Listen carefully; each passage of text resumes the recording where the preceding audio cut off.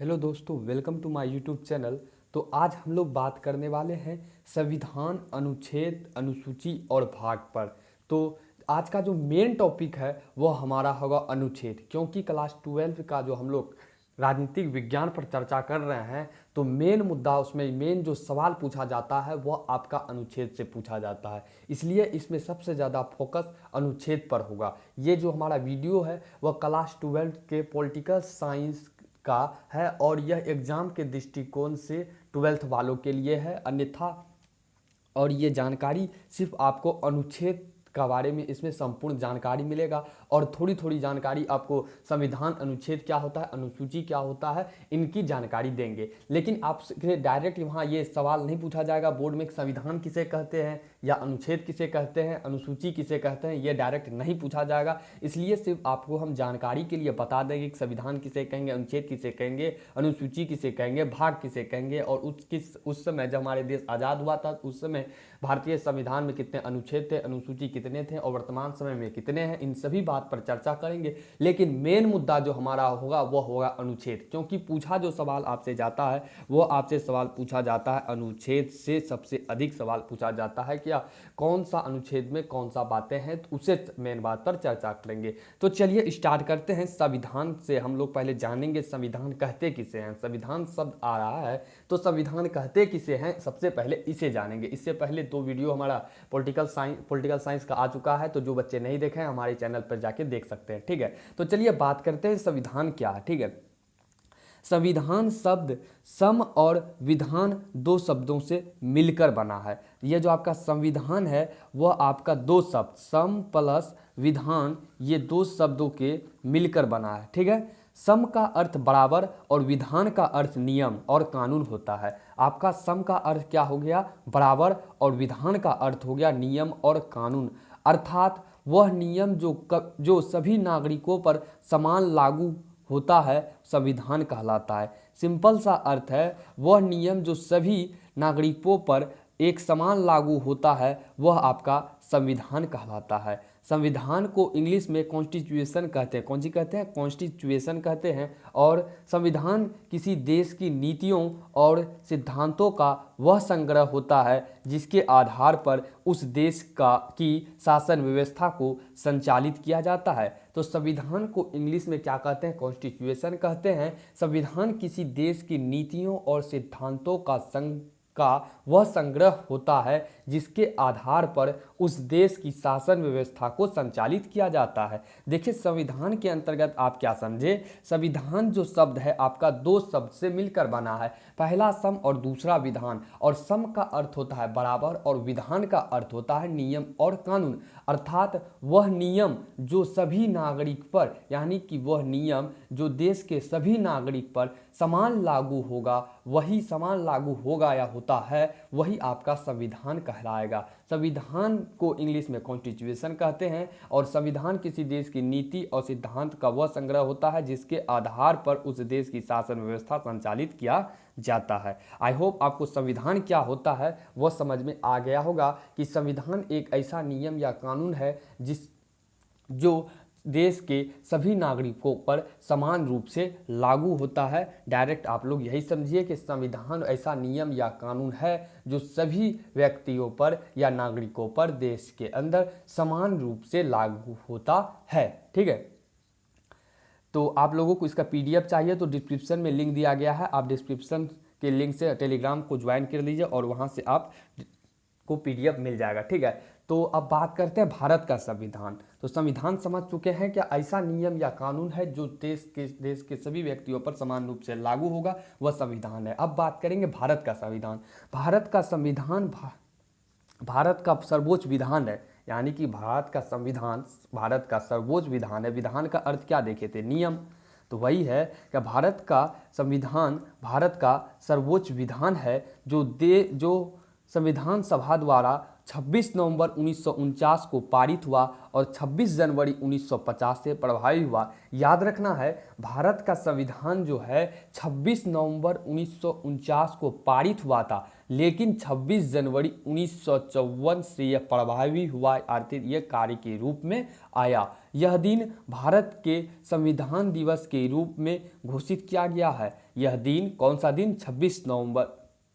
यह दिन 26 जनवरी 1950 को प्रभावी हुआ और यह दिन भारत का संविधान दिवस के रूप में घोषित किया गया है। जबकि 26 जनवरी का दिन भारत में गणतंत्र दिवस के रूप में मनाया जाता है। जबकि 26 जनवरी का दिन जो है भारत के गणतंत्र दिवस के रूप में मनाया जाता है। तो आपके एग्जाम में यहाँ से कई बार सवाल पूछा है, क्या गणतंत्र दिवस कब मनाते हैं? गणतंत्र दिवस कब मनाते हैं? तो वह आपका 26 जनवरी है। वहीं अगर पूछता है स्वतंत्रता दिवस कब मनाते हैं, तो 15 अगस्त को मनाते हैं। कितना अगस्त को मनाते हैं स्वतंत्रता दिवस? 15 अगस्त को। ये दोनों में कंफ्यूज नहीं होना है। क्या 26 जनवरी को हमारा गणतंत्र दिवस के रूप में मनाते हैं और स्वतंत्रता दिवस के रूप में 15 अगस्त को मनाते हैं? ये दोनों सवाल में बच्चे कंफ्यूज कर जाते हैं और कई बार एग्जाम में पूछा गया है, क्या गणतंत्र दिवस कब मनाते हैं? तो 26 जनवरी को मनाते हैं। तो इसमें आप लोग क्या समझे,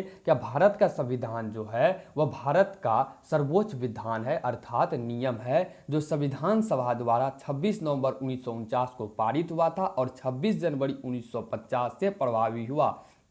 तो कई बार एग्जाम में ऐसे पूछ लेता है, क्या भारत का संविधान कब लागू हुआ? तो 26 जनवरी 1950 का भारत का संविधान लागू हुआ। यहाँ दो सवाल है। क्या पहला सवाल, क्या भारत का संविधान कब लागू हुआ? तो 26 जनवरी 1950 को। और भारत में गणतंत्र दिवस कब मनाया जाता है? तो 26 जनवरी को। ये दोनों सवाल को आपको यहाँ याद रखना है और कई बार एग्जाम में ये पूछा गया है। अब जान गए भारत का संविधान, जान गए और संविधान किसे कहते हैं उसे जान गए। ठीक है, तो भीमराव अंबेडकर को भारतीय संविधान का प्रधान या वास्तुकार या निर्माता कहा जाता है। तो भारतीय संविधान को लिखने का जो श्रेय जाता है वह किसे जाता है? तो वह निर्माता या श्रेय, लिखने का श्रेय किसे जाएगा? तो डॉक्टर भीमराव अंबेडकर को जाता है। यह सवाल आपको पता ही होगा, लेकिन आपको जानकारी के लिए हम बता देते हैं। क्या भीमराव अंबेडकर को भारतीय संविधान का प्रधान या वास्तुकार या निर्माता कहा जाता है। भारत का संविधान विश्व के किसी भी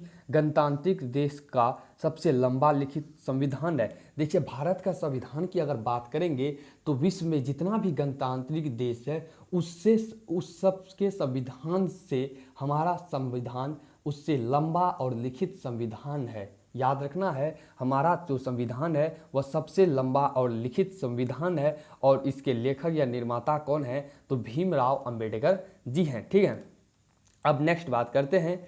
संविधान दो प्रकार का होता है। तो आपको याद रखना है, संविधान जो होता है वह दो प्रकार का होता है। एक लिखित संविधान तो दूसरा अलिखित संविधान। संविधान कितने प्रकार के होते हैं? तो दो प्रकार के। हमारे संविधान कैसे संविधान है? तो लिखित संविधान है। और संविधान कितने प्रकार के होते हैं? तो दो प्रकार के संविधान होते हैं, एक लिखित संविधान और दूसरा अलिखित संविधान। विश्व का प्रथम लिखित संविधान संयुक्त राज्य अमेरिका का है। याद रखना है, विश्व का प्रथम लिखित संविधान यानी कि सबसे पहला लिखा गया लिखित संविधान कौन सा है? तो संयुक्त राज्य अमेरिका का है। और संसार का सबसे बड़ा संविधान भारत का है। और संसार का सबसे बड़ा संविधान अगर पूछा जाए तो वह भारत का होगा। कौन सा होगा? भारत का होगा। और ये सवाल भी कई बार एग्जाम में पूछा है, क्या संसार का सबसे बड़ा संविधान किस देश का है? तो याद रखना है, वह भारत का है। इस पैराग्राफ में आपको क्या समझना है, संविधान दो प्रकार का होता है। ठीक है, तो संविधान दो प्रकार का होता है, एक लिखित संविधान होता है और दूसरा अलिखित संविधान होता है। ठीक है, तो लिखित संविधान हमारा भारत देश का है, आपको पता है। और विश्व का प्रथम लिखित संविधान अगर पूछा जाए, यानी कि विश्व में सबसे पहला लिखा गया संविधान कौन था, तो वह संयुक्त राज्य अमेरिका का था। और संसार का सबसे बड़ा संविधान किसका है? तो भारत का। ये दोनों सवाल को याद रखना है। संविधान संयुक्त राज्य अमेरिका का सबसे पहला लिखित संविधान था और संसार का सबसे बड़ा संविधान भारत का है। किसका है? भारत का है।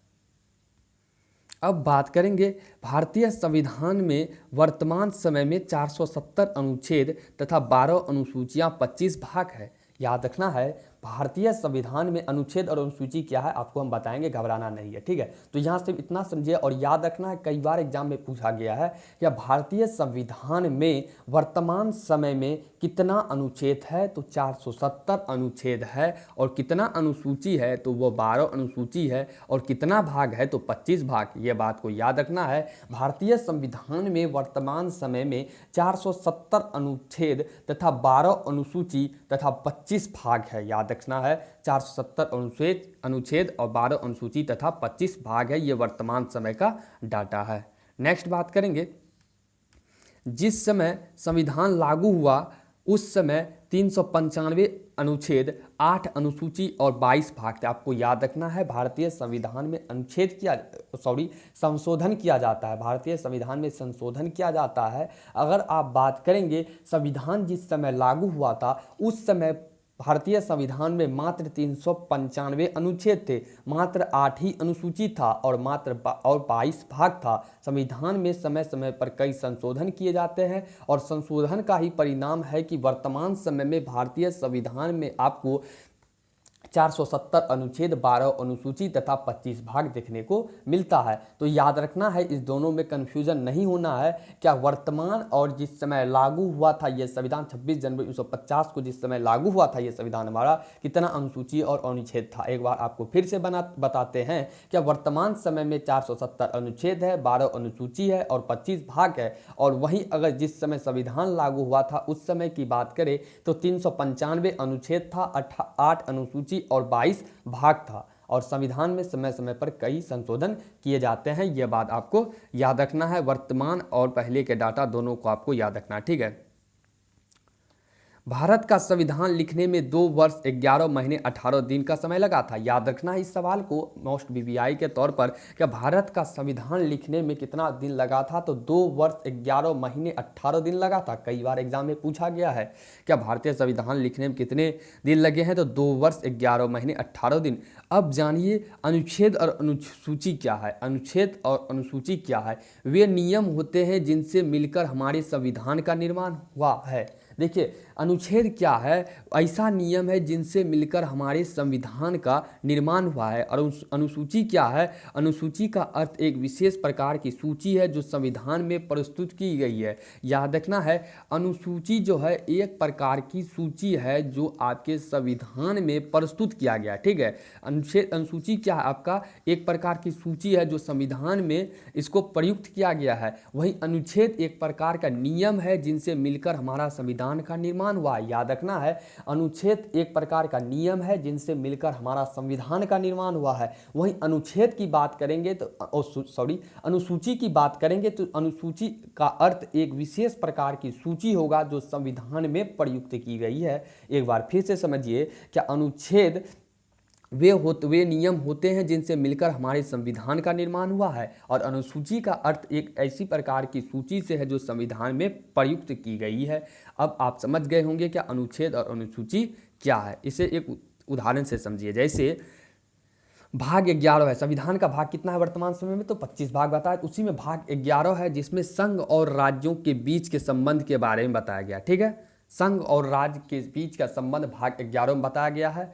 और भाग 11 का अनुच्छेद 46 हमें यह बताता, अनुच्छेद यानी कि अनुच्छेद 46 का एक नियम है जो बताता है कि अलग अलग विषयों पर कानून बनने वाले कानूनों में से कौन से विषय के केंद्र कानून सरकार द्वारा बनाए जाएंगे और कौन से राज्य सरकार द्वारा इसे 7वीं अनुसूची तय करेगा। तो आपको यहाँ समझना क्या है, क्या संविधान का एक भाग है 11, ठीक है। उसमें अनुच्छेद 246 है। अनुच्छेद कितना है, ये अनुच्छेद है वो है 246। और हमें यह बता रहा है क्या, अलग अलग विषय पर बनने वाले कानून में से कौन से विषय पर केंद्र सरकार द्वारा बनाए जाएंगे और कौन से राज्य सरकार द्वारा बनाए जाएंगे, इसे 7वीं अनुसूची में तय करेगा। देखिए यहाँ समझने वाली बात क्या है, क्या भाग 11 है, ठीक है। उसमें अनुच्छेद 246 है जिसमें यह कानून है क्या, कौन से विषय केंद्र सरकार द्वारा बनाएगा और कौन से विषय राज्य सरकार उस पर कानून बनाएगा। इसकी जो सूची होगी वह आपकी 7वीं अनुसूची में आ जाएगी। ये कानून बनाने की जो सूची होगी जो एक राज्य सरकार की है, एक केंद्र सरकार की है, ये सूची आ जाएगी अनुसूची के अंतर्गत। और 240 अनुच्छेद जो है, जो यह नियम बताता है क्या कि केंद्र और राज्य सरकार दोनों कानून बनाएगा। यह आपका अनुच्छेद 246 बता रहा है और भाग 11 जो संघ और राज्य के संबंध को बताता है। ठीक है, याद रखना है अनुच्छेद 246 हमें यह बताता है कि अलग अलग विषयों पर कानून बनाएगा, लेकिन इसका जो सूची मिलेगा वह हमें 7वीं अनुसूची के अंतर्गत मिलेगा। तो आपको यहाँ समझ में अब बहुत अच्छे प्रकार से आएगा कि वे नियम होता है जिनसे मिलकर हमारे संविधान का निर्माण हुआ है, और अनुसूची एक का अर्थ एक विशेष प्रकार की सूची है जो संविधान में प्रयुक्त की गई है। आई होप आपको यहाँ तक समझ में आ गया है। और अनुच्छेद और अनुसूची दोनों ही अपने स्थान पर बहुत महत्व रखता है। ठीक है, इन बातों को याद रखेंगे। अब इनके बाद कुछ महत्वपूर्ण जो हमारे अनुच्छेद हैं उस पर चर्चा करेंगे, लेकिन आपको एक बार फिर से हम इसे बता देते हैं। अंत में जो हमारा सबसे इंपॉर्टेंट अनुच्छेद आता है उस पर चर्चा करेंगे और ये हमारी लेक्चर खत्म हो जाएगी। ठीक है, तो संविधान में आप लोग क्या समझे, संविधान शब्द दो शब्द से मिलकर बना है। समझो, विधान सम का अर्थ होता है बराबर और विधान का अर्थ होता है नियम और कानून, अर्थात वह नियम जो सभी नागरिकों पर एक समान लागू होता है वह संविधान कहलाता है। और संविधान को इंग्लिश में कॉन्स्टिट्यूशन कहते हैं। संविधान देश की नीतियों और सिद्धांत का वह संग्रह होता है जिसके आधार पर उस देश की शासन व्यवस्था को संचालित किया जाता है। और भारतीय संविधान कब प्रभावी हुआ, तो 26 जनवरी 1950 से प्रभावी हुआ। और यह दिन हमारे देश में गणतंत्र दिवस के रूप में मनाया जाता है, तो 26 जनवरी का दिन। और भीमराव अंबेडकर को भारतीय संविधान का प्रधान या वास्तुकार निर्माता कहा जाता है। और संविधान दो प्रकार का होता है, पहला लिखित संविधान, दूसरा अलिखित संविधान। विश्व का प्रथम लिखित संविधान संयुक्त राज्य अमेरिका और संसार का सबसे बड़ा संविधान भारत का है। वर्तमान समय में जो भारतीय संविधान में 470 अनुच्छेद, 12 अनुसूची तथा 25 भाग है। और जिस समय संविधान लागू हुआ था उस समय 395 अनुच्छेद, 8 अनुसूची और 22 भाग था संविधान में। और भारतीय संविधान को लिखने में 2 वर्ष 11 माह 18 दिन लगा था। आर्टिकल किसे कहते हैं, वे नियम जिनसे मिलकर हमारे संविधान का निर्माण हुआ था वो अनुच्छेद या आर्टिकल कहलाता है इंग्लिश में। और अनुसूची क्या है, एक विशेष प्रकार की सूची है जो संविधान में प्रयुक्त की गई है। और ये एग्जाम्पल है, आप समझ चुके हैं। अब बात करेंगे महत्वपूर्ण अनुच्छेद। इससे ही आपका सवाल पूछा जाता, ऊपर से 4-5 सवाल जो बताए उससे भी तो सवाल पूछा जाता, लेकिन महत्वपूर्ण अनुच्छेद जो है इससे सबसे अधिक सवाल पूछा जाता है। ठीक है, तो आपको हम सिर्फ अनुच्छेद कौन किससे संबंधित है उसके बारे में बता देंगे। और आपको अगर पूरी डिटेल चाहिए अनुच्छेद की तो वीडियो पर कमेंट कर हमें अवश्य बताएं, तो आपको हम पूरी डिटेल से वहाँ पर समझा देंगे। लेकिन इस वीडियो में पूरी हम डिटेल नहीं कर पाएंगे क्योंकि वीडियो बहुत लंबी हो जाएगी। सिर्फ इतना बता देंगे कि कौन से अनुच्छेद किससे संबंधित है। तो चलिए सबसे पहला स्टार्टिंग करते हैं 5 से 11 अनुच्छेद। अनुच्छेद 5 से 11 आपका नागरिकता से संबंधित है। नागरिकता से संबंधित आपका 5 से 11 अनुच्छेद है। और अस्पृश्यता यानी कि छुआछूत का अंत के बारे में अनुच्छेद 17 में बताया गया है। विचार या अभिव्यक्ति की स्वतंत्रता अनुच्छेद 19 में बताया गया है। अनुच्छेद 21 में आपका शिक्षा संबंधी बताया गया है। और अनुच्छेद 23 या 24 में आपका शोषण के विरुद्ध अधिकार के बारे में बताया गया है। अनुच्छेद 23 और 24 में आपका शोषण के विरुद्ध अधिकार के बारे में बताया गया है। और यहाँ आपको अनुच्छेद 21 जो है, अनुच्छेद 21 का ए में आपका शिक्षा संबंधी बताया गया। याद रखना है थोड़ा सा कि अनुच्छेद 21 का ए में शिक्षा संबंधी अधिकार को बताया गया है। और अनुच्छेद आपका 21 में जो बताया गया है, अनुच्छेद 21 में बताया गया है प्राण व दैहिक स्वतंत्रता। अनुच्छेद 21 में प्राण व दैहिक स्वतंत्रता, इसको नोट डाउन कर लेंगे आप। याद रखना है अनुच्छेद 21 का जो ए है उसमें शिक्षा संबंधी बताया गया है। और अनुच्छेद 21 जो है उसमें प्राण व दैहिक स्वतंत्रता को बताया गया है। ये सवाल थोड़ा सा मिसप्रिंटिंग है तो इसे आप याद करेंगे। आपको फिर से हम बताते हैं, अनुच्छेद 21 का ए जो है वह शिक्षा संबंधी है और अनुच्छेद 21 जो है सिर्फ वह प्राण व दैहिक स्वतंत्रता है। चलिए आपको हम फिर से बताते हैं, ठीक है। अनुच्छेद 5 से 11 आपका नागरिकता से संबंधित है। अनुच्छेद 17 अस्पृश्यता का अंत है। अनुच्छेद 19 विचार और अभिव्यक्ति की स्वतंत्रता है। अनुच्छेद 21 जो है आपका, अनुच्छेद 21 आपका जो है वह प्राण व दैहिक स्वतंत्रता है, प्राण व दैहिक स्वतंत्रता है। और अनुच्छेद 21 का ए जो है वह शिक्षा संबंधी है, ठीक है। अनुच्छेद 23 और 24 जो है आपका शोषण के विरुद्ध का अधिकार है। अनुच्छेद 25 से 28 आपका धार्मिक स्वतंत्रता है। अनुच्छेद 32 संवैधानिक उपचार का अधिकार है। अनुच्छेद 32 जो है आपका वो संवैधानिक उपचार का सिद्धांत है और इसे ही संविधान का आत्मा डॉक्टर भीमराव अंबेडकर जी कहे। कई बार पूछा जाता है क्या संविधान का आत्मा कितने अनुच्छेद को कहा जाता है, तो अनुच्छेद 32 को कहा जाता है। तो संविधान का आत्मा अनुच्छेद 32 को कहा जाता है। तो इसे एक बार और देखें आप लोग, क्योंकि अनुच्छेद आपको कॉपी में उतार के एक दो बार याद करना होगा, नहीं तो ऐसे ये याद नहीं रहेगा। तो याद करें हम लोग फिर से क्या अनुच्छेद 5 से 11 नागरिकता, अनुच्छेद 17 अस्पृश्यता का अंत, अनुच्छेद 19 विचार अभिव्यक्ति की स्वतंत्रता, अनुच्छेद 21 आपकी प्राण व दैहिक स्वतंत्रता, अनुच्छेद 21 का इस शिक्षा संबंधी, अनुच्छेद 23 से 24 शोषण के विरुद्ध अधिकार, अनुच्छेद 23 से 24 शोषण के विरुद्ध अधिकार, अनुच्छेद 25 से 28 धार्मिक स्वतंत्रता, अनुच्छेद 32 संवैधानिक उपचार का अधिकार, जिसे संविधान की आत्मा कहते हैं। इसमें जितना भी आपको अनुच्छेद हम बता रहे हैं वो सभी अनुच्छेद का आपको याद रखना है, क्योंकि यह सभी अनुच्छेद में से सवाल आपको पूछा जाएगा। तो उसे 4 सवाल पूछा जाता है, याद रखना है, ठीक है। अनुच्छेद 40 पर आप बात करें। अनुच्छेद 40 में आपका ग्राम पंचायत आता है। अनुच्छेद 40 में आपका ग्राम पंचायत आता है। अनुच्छेद 51 में अंतर्राष्ट्रीय शांति आता है। अनुच्छेद 51 में आपका अंतर्राष्ट्रीय शांति आता है। अनुच्छेद 52 में भारत का एक राष्ट्रपति होगा। यहाँ से स्टार्टिंग हो रहा है अब राष्ट्रपति के बारे में, यह भी बहुत इंपॉर्टेंट है। अनुच्छेद 52 में आपका भारत का एक राष्ट्रपति होगा। अनुच्छेद 53 में संघ की कार्यपालिका की शक्ति जो है वह राष्ट्रपति में निहित होगा। अनुच्छेद 53 बताएगा ये। अनुच्छेद 54 बताएगा राष्ट्रपति का निर्वाचन मंडल, राष्ट्रपति का निर्वाचन जो होगा वह अनुच्छेद आपका 54 बताएगा राष्ट्रपति का निर्वाचन मंडल। और अनुच्छेद 61 बताएगा महाभियोग यानी राष्ट्रपति हटाने की प्रक्रिया क्या, महाभियोग। अनुच्छेद 72 क्षमादान की शक्ति। अनुच्छेद 74 राष्ट्रपति को सलाह देने के लिए मंत्रिपरिषद, राष्ट्रपति को सलाह देने के लिए मंत्रिपरिषद। अनुच्छेद 74। तो यहाँ एक बार हम लोग फिर से इसे बात करें अनुच्छेद 52 से, अनुच्छेद 40 से बात करेंगे, है ना। अनुच्छेद 40 ग्राम पंचायत से संबंधित है। अनुच्छेद 51 अंतर्राष्ट्रीय शांति संबंधित है। अनुच्छेद 52 भारत का एक राष्ट्रपति होगा, इसके बारे में बताया गया। अनुच्छेद 53 में भारत का कार्यपालिका की शक्ति राष्ट्रपति में निहित होगा, इसके बारे में बताया गया है इसमें। और अनुच्छेद 54 में आपका बताया गया है राष्ट्रपति का निर्वाचन मंडल। अनुच्छेद 54 में क्या बताया गया है, राष्ट्रपति का निर्वाचन मंडल। और अनुच्छेद 61 में महाभियोग बताया गया है। अनुच्छेद 72 में क्षमादान की शक्ति को बताया गया। अनुच्छेद 74 में राष्ट्रपति को सलाह देने के लिए मंत्रिपरिषद का गठन के बारे में बताया गया है।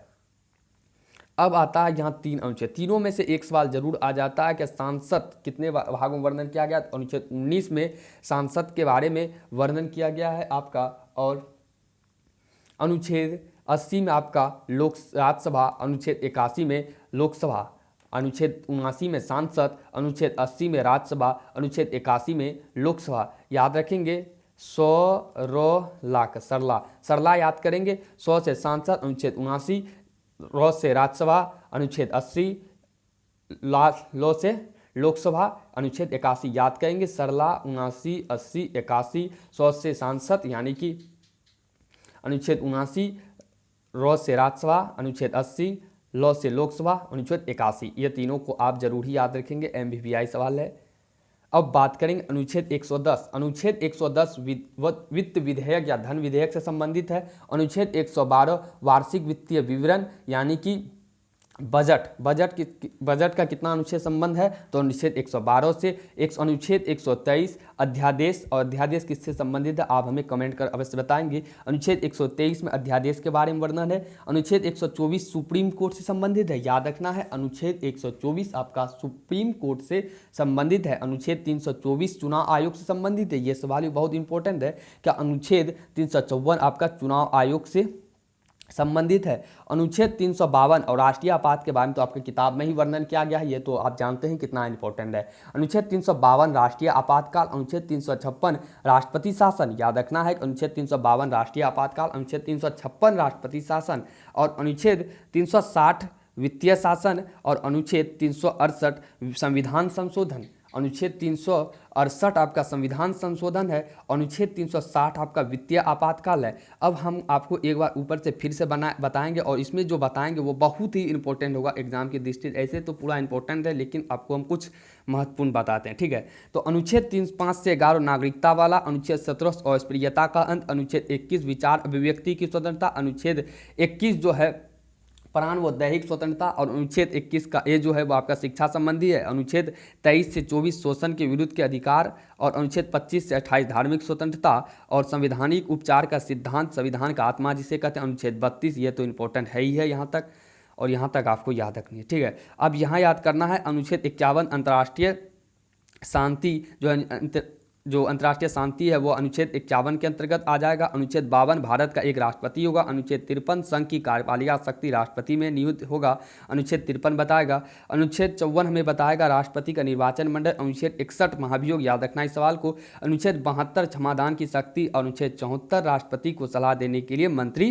परिषद, ठीक है। और ये तीनों तो महत्वपूर्ण है ही है। अनुच्छेद 79 सांसद, अनुच्छेद 80 राज्यसभा, अनुच्छेद 81 लोकसभा, ठीक है।